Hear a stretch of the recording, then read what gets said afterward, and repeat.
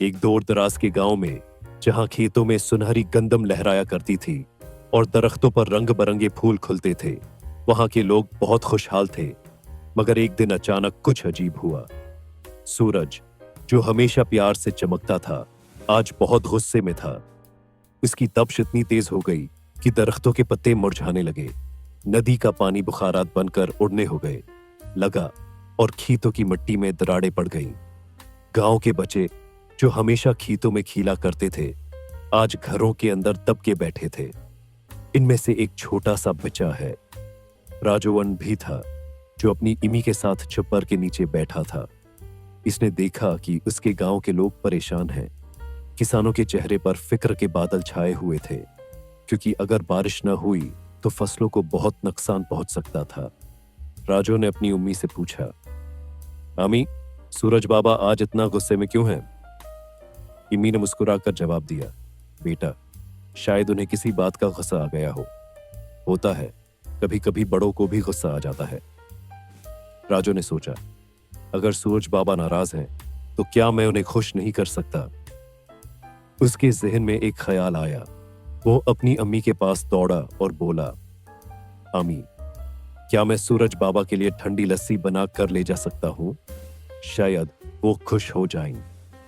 अम्मी ने उसके सर पर हाथ फेरा और कहा, जरूर बेटा, तुम्हारी ये प्यारी सी कोशिश जरूर कामयाब होगी। राजू ने दूध, दही, चीनी और थोड़ी सी इलायची मिलाकर एक प्याला लस्सी तैयार की।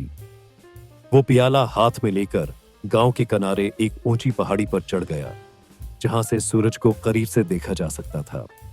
उसने दोनों हाथ ऊपर उठाए और कहा, सूरज बाबा, आप मेरे गांव के सबसे प्यारे दोस्त हैं। आज आप नाराज हैं, लेकिन मैं आपके लिए ठंडी लस्सी लाया हूं। बराह करम पी लीजिए और खुश हो जाइए। सूरज ने राजू की मासूमियत देखी तो उसका गुस्सा जाता रहा। उसने अपनी तेज करने हल्की कर दे और राजू के हाथ से लस्सी का प्याला ले लिया। जैसे ही सूरज ने लस्सी की एक चुस्की ली, उसके चेहरे पर मुस्कुराहट फैल गई। शुक्रिया राजू, तुमने मेरा दिल जीत लिया। तुम्हारी मोहब्बत ने मुझे खुश कर दिया है।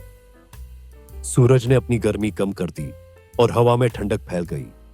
आसमान पर बादल छा गए और हल्की हल्की बारिश होने लगी। गांव वाले खुशी से चलाने लगे, वाह, बारिश हो रही है।